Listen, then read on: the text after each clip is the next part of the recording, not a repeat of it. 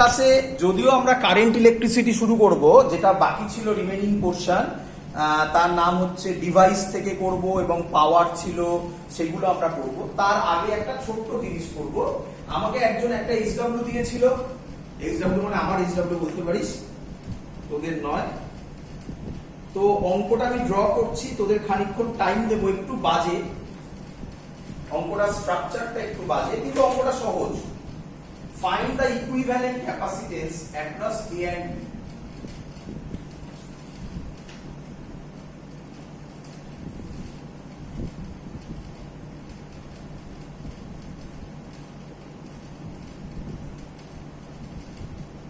এখানে কি সবাই একটু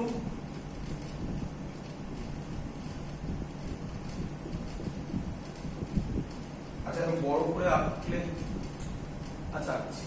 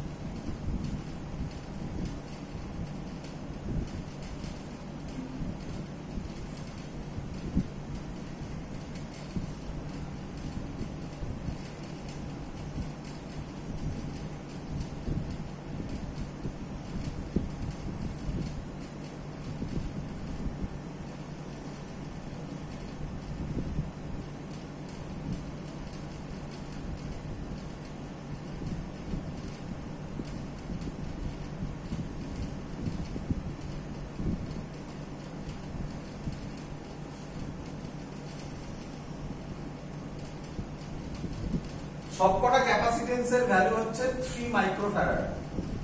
find the equivalent capacitance across A and B. 32 খানা ক্যাপাসিটর আছে মনে হয় এখানে। 1 2 3 1 2 3 6 1 2 3 4 5 15টা 16 17 18 19 20 21 22 23 24, তাহলে মিস করেছি কিছু। ও সরি, 25 26 27 28 29 30 31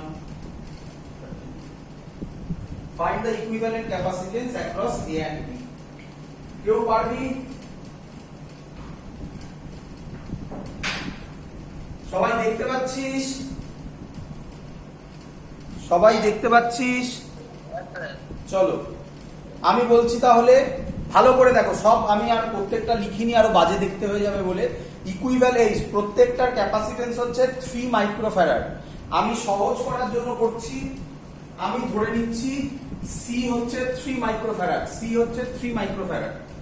ভালো করে দেখ, এই পোরশনটার দিকে তাকা, শুধু ওই উপরের পোরশনটা, এই উপরের পোরশনটা 3 3 3 3 3 3।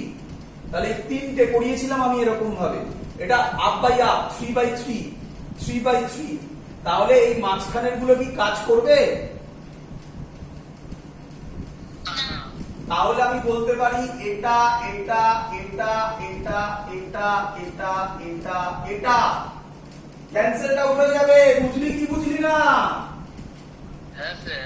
তাহলে আমি আগে যেটা এঁকেছিলাম ছবি, যেটা ভুল করে এঁকে ফেলেছিলাম, সেই ছবিটাই কারেক্ট ছবি ছিল। তার মানে এর ইকুইভ্যালেন্ট ক্যাপাসিটেন্সের পরের ছবি হবে। বুঝতেই পারছিস, যেহেতু বড় ফিগার বারবার আঁকতে হবে, আমি তাই মুছে করছি, তোরা এঁকে করবি। পরের ছবি হবে, এগুলো থাকবে না।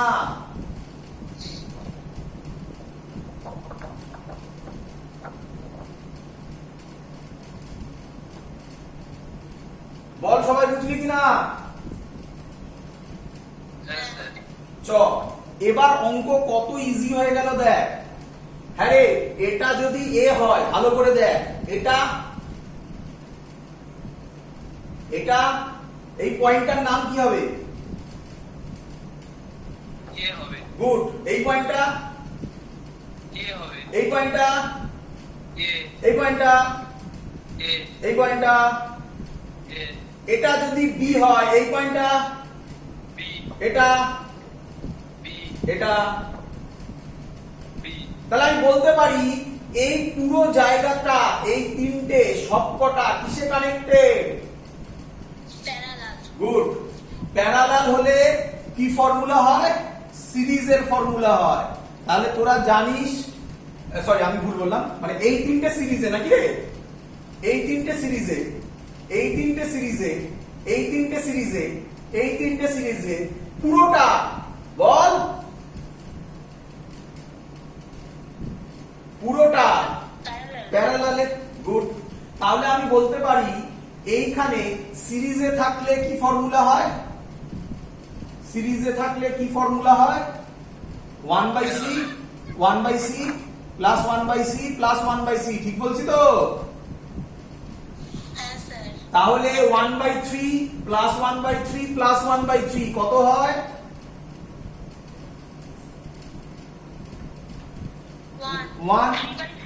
1 1/3 তো এই যে আমি লিখে দিচ্ছি না, c ইকুইভ্যালেন্ট হবে 1/c ইকুইভ্যালেন্ট হবে 1/c 1/c 1/c, বসালে 1 হবে নাকি? c ইকুইভ্যালেন্টই তো 1 হবে, 1/1 তো 1ই হবে।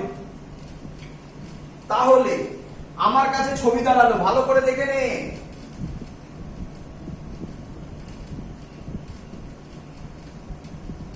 আমার কাছে ছবি দাঁড়ালো, পরের ছবি।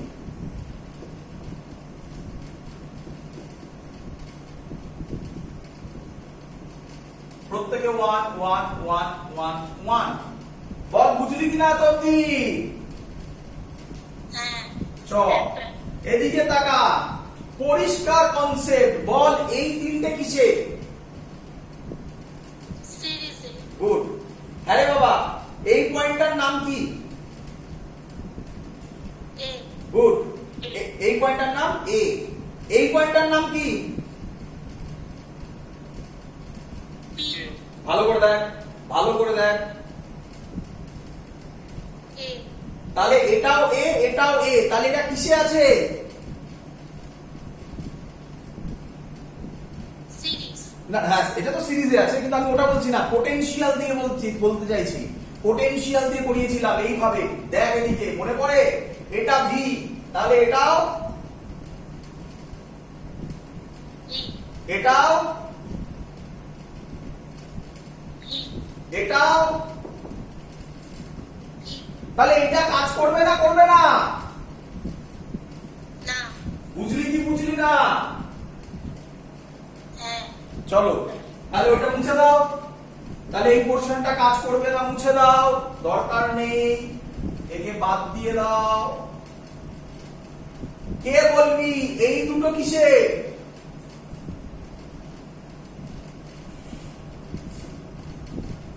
সিম্পল। সিরিজ। সিরিজে তাহলে হবে 1/c equivalent is equal two 1/c plus 1/c, মানে 1/3 প্লাস 1/3, একেবারে করে দিচ্ছি 2/3 হয়, c ইকুইভ্যালেন্ট উঠে যাবে 3/2। তাহলে এটাকে আমি মুছে দিয়ে একটা করে দিচ্ছি 3/2। একই লজিক, একই লজিক। এটা কাজ করবে না, এর নাম বি, এর নামও বি, এর নামও বি। এটা যদি ভি পোটেনশিয়াল হয়, বলেছিলাম এটা জিরো ধরতে, তাহলে এটাও জিরো, এটাও জিরো, এটাও জিরো, তাহলে এটাও কাজ করবে না। বল বুঝলি কিনা? হ্যাঁ। তাহলে মুছে দাও। কে বলবে এই দুটো কিসে? সিরিজ। কত হয়? দুটো সিরিজে থাকলে নিচে করা আছে 3/2। 3/2। কে বলবে এগুলো কিসে? প্যারালাল। কত অ্যান্সার হবে? প্যারালাল হলে অ্যাড হয় নাকি? এখানে নিচে করছি আর জায়গা নেই বলে। প্যারালাল হলে অ্যাড হয় 3/2 প্লাস 1, 1 2 3 4 5, এখানে একবারে 5 করে দিলাম, প্লাস 3/2 এলসিএম হয়ে 8 নাকি? অ্যান্সার মিলেছে?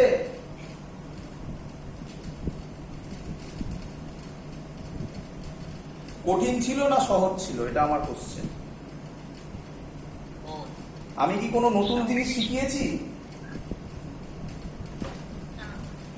খুব স্বাভাবিক। সিরিজ প্যারালাল করে করে এমন প্যাচ আমাদের মধ্যে চলে যায় যে আমরা দেখেই প্রথমে ভয় পেয়ে যাই। আর এটাই উদ্দেশ্য, তোকে কোশ্চেন কঠিন দেওয়ার উদ্দেশ্য একটাই, তুই দেখে ভয় পেয়ে যাবি। একটু ঠান্ডা মাথা রেখে স্যার যে বলেছে সেগুলো একটু ভাবার চেষ্টা কর, কোথাও লাগছে কিনা। কম্বিনেশন পাবি, দেখবি যেখানে এই একটা কম্বিনেশন পেয়ে গেলি, একটা জট খুলতে পারলেই দেখবি পরপর পরপর খুলতে পারবে, খুলতে থাকবে। চলো আমি তাহলে নেক্সট ইয়েতে যাচ্ছি। নেক্সট আমাদের যেখানে পড়া হয়েছিল, তাহলে আমরা মিক্সড গ্রুপিং অবধি আমরা পড়েছিলাম। আমরা আজকে পড়ব ওয়ার্ক ডান, হেডিং দাও, work done power and heat due to current. Work done power and heat due to current. চলো ভালো করে বুঝবে, আমরা আমাদের পরে দিয়েতে থাকবে। আচ্ছা, এইটা কিন্তু আমি যে ভিডিওটা তোমাদের ইউটিউবে দেব, কারেন্ট ইলেকট্রিসিটির মধ্যেই এই অঙ্কটা থাকবে, এটাকে আলাদা করে কিছু করছি না, কারণ যেহেতু এটা তোমাদের প্রবলেম ছিল, আমি আলাদা করে আর এটা কোনো আলাদা ভিডিও নাম দেব না। কারেন্ট ইলেকট্রিসিটির কন্টিনিউয়েশন হবে, যেভাবে নাম আসছে সেভাবে আসবে। চলো, তো ফার্স্টে এক মিনিট, যেটা তোমরা করবে, যেটা তোমরা লিখবে, ভালো করে বুঝবে। প্রথম আমি এটা লিখতে পারি, প্রথম ফর্মুলা আমি এটা লিখতে পারি। আচ্ছা, লিখলাম আগে work power heat due to current. আমি লিখলাম না, এটা নিয়ে মেনলি আমরা পড়াশোনা করব। তো ফার্স্ট ফর্মুলা আমরা যেটা লিখবো, আচ্ছা আগে একটু বুঝিয়ে দিচ্ছি, এটা লাগবে না। এটা হচ্ছে এখান থেকে কারেন্ট পাঠাবে, এখানে একটা সার্কিট থাকবে, এক্সটার্নাল সার্কিট, রেজিস্ট্যান্স, আবার কারেন্টটা ব্যাক। আমি একটু বোঝাতে চাই জায়গাটা, যদিও এটা এতটা না বোঝালেও হতো, আমি আরামসে এটা শর্টে করে দিতে পারি, বাট আমি একটু এক্সপ্লেন করতে চাই। ভালো করে বুঝবি, ভালো করে শোন। জানিস সেলটা কি জিনিস? প্রথম কথা আমরা এটাকে একটু আলাদা করে পড়ব। আমি আবার রিপিট করছি, এটা পরীক্ষার জন্য নয়, মানে এইটা মানে এই এখন আমি যেটা বলছি এটা পরীক্ষাতে আসবে না। আমি যে ফর্মুলাগুলো লিখবো সেই ফর্মুলাগুলো পরীক্ষাতে আসবে। আচ্ছা, আমি আগে ফর্মুলাগুলো লিখে নিই, পরীক্ষার কাজ আগে শেষ করে দিই, তারপর বোঝাচ্ছি। আগে পরীক্ষার কাজ শেষ করে দিই। ফর্মুলা হচ্ছে ফার্স্টে W is equal to work done হবে QV, W is equal to VIT। মনে রাখা খুব সহজ, VIT তোরা নাম শুনেছিস, ভেলোর ইনস্টিটিউট অফ টেকনোলজি। যাই হোক, ওটা এমনি বললাম। কিভাবে করলাম আমরা এখানে? খুব সহজ। Q এর ফর্মুলা কি? IT, তোরা তো জানিস, I is equal to Q by T।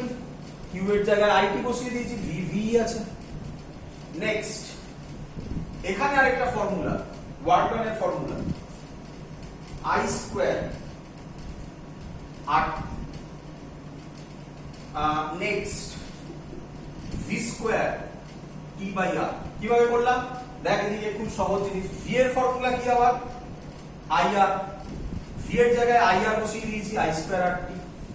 আর কিভাবে I এর জায়গায় V বসিয়ে দিয়েছি উল্টোটা, V square T by R। পাওয়ারের ফর্মুলা, পাওয়ার মানে তোরা জানিস ওয়ার্ক ডান বাই টাইম। তাহলে প্রথম ফর্মুলা হবে, আচ্ছা এই ফর্মুলাগুলো আমার ইম্পর্টেন্ট, এই তিনটে ফর্মুলা আমার লাগবে সেটা। আমি যেটা শেখাচ্ছি এটা খুব বাজে প্রসেস, এভাবেই শেখানো হয়, বাট যেহেতু অনলাইন ক্লাস আমি তার ডেপথে গিয়ে বলবো, কারণ নয়তো প্রবলেম হবে তোদের বুঝতে, কারণ সামনে আমি ওই জিনিসগুলো তো দেখাতে পারবো না।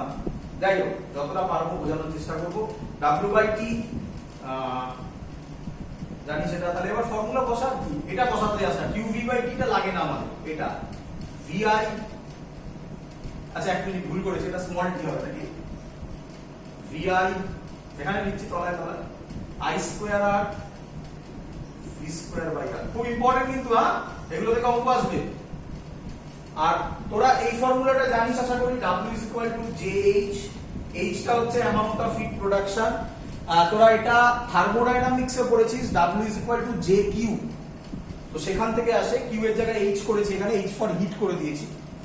যে মানে জুলস কনস্ট্যান্ট, যেটা জানিস 4.12 জুল পার ক্যালোরি যার ভ্যালু, তাহলে এইচ এর ভ্যালু হবে VIE। এইচটা খুব কম দেয়, এখন আর দেয় না প্রায়, আগে কিন্তু খুব, অনেকদিন হয়েছে এইচটা দেওয়া বন্ধ করে দিয়েছে। আমি আশা করবো এইটুকুনি যা লিখেছি তাতে না বোঝার কিছু নেই। যদি কারো কোনো ডাউট থাকে এখান থেকে দেখে আমাকে বলো।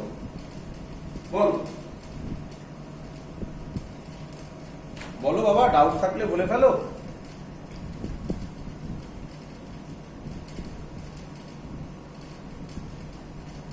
আরে হ্যাঁ না তো বল।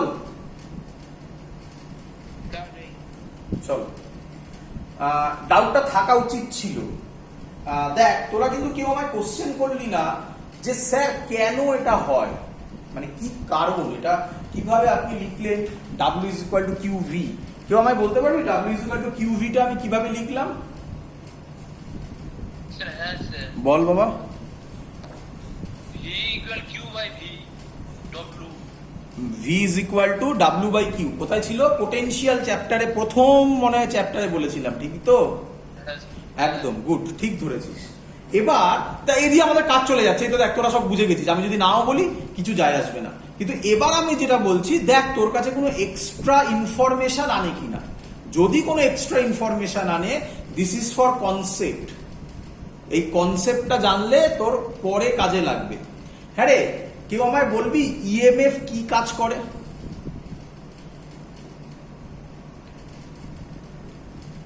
ইএমএফ কি কাজ করে? আচ্ছা, আমি এভাবে বলছি, ভালো করে শুনবি। সবার বাড়িতে ইয়ে আছে, কি বলে, পাম্প আছে, জলের পাম্প। হ্যাঁ, জলের পাম্প কি করে? জলকে নিচ থেকে ওপরের দিকে তোলে। তাহলে সেম জিনিস, ইএমএফ কারেন্টকে দেখ ফ্লো করাচ্ছে হায়ার পোটেনশিয়াল থেকে লোয়ার পোটেনশিয়াল। যেহেতু কারেন্ট যেদিকে যায় ইলেকট্রন তার উল্টো দিকে যায়, তাহলে আমি ইলেকট্রনকে মুভ করাচ্ছে বলতে পারি সার্কিটের মধ্যে লোয়ার থেকে হায়ার পোটেনশিয়াল। কারেন্ট বলে তো অ্যাকচুয়ালি কিছু হয় না, পুরোটাই তো ইলেকট্রনের ফ্লো। সো ব্যাটারি ইএমএফ আর কিছু নয়, বাড়ির পাম্পের মতো, যে কিনা বাড়ির পাম্পের উল্টো। বাড়ির পাম্প কি করে? জলকে হায়ার পোটেনশিয়াল থেকে লোয়ার পোটেনশিয়াল, সরি উল্টো বললাম, লোয়ার পোটেনশিয়াল থেকে হায়ার পোটেনশিয়াল নেয়। সেম জিনিস পাম্প, এখানকার পাম্প কি করছে? ইলেকট্রনকে লোয়ার পোটেনশিয়াল থেকে দেখ হায়ার পোটেনশিয়ালে লিখছে। আমি রিপিট করছি, ইলেকট্রনকে বলেছি। আর কারেন্ট দিয়ে যদি ভাবি, তাহলে পাম্পের উল্টো, দেখ কারেন্টকে কি করছে? হায়ার পোটেনশিয়াল থেকে লোয়ার পোটেনশিয়ালে নিচ্ছে। বল বুঝলি কিনা? এটা একটা ফেমাস একটা এক্সাম্পল আছে, ফেমাস এক্সাম্পল, খুব নাম করা লোকের বলা আর কি, নাম ভুলে গেছি আমি। মোস্ট প্রবলি ওই তোর কোয়ান্টাম থিওরিতে বেশ কিছু কনসেপ্টে কিছু জায়গায় ছিল। এটা ভালো করে শোন। ব্যাটারি কখনো চার্জকে প্রডিউস করে না। ভালো করে শুনবি কি বললাম কথাটা। এই যে ছবিটা আমি এঁকেছি, এর মানে এখান থেকে কিউ যাচ্ছে, ভালো করে বুঝবি। কিউ যাচ্ছে না, কিউ এখান থেকে দিল, আবার এখানে কিউ ব্যাক করল। কিউ নয়, কিউ ড্যাশ ব্যাক করল। ভালো করে বুঝবি। সরি, কিউ ড্যাশ করা যাবে না, ওটাকে কিউই লিখতে হবে, কিউই ব্যাক করল।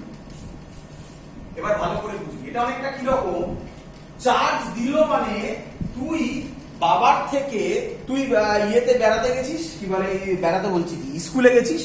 স্কুলে গিয়ে তুই সব বন্ধু বান্ধবকে বলছিস, হ্যাঁ রে বাবা, আয় বাবা, বল কি খাবি।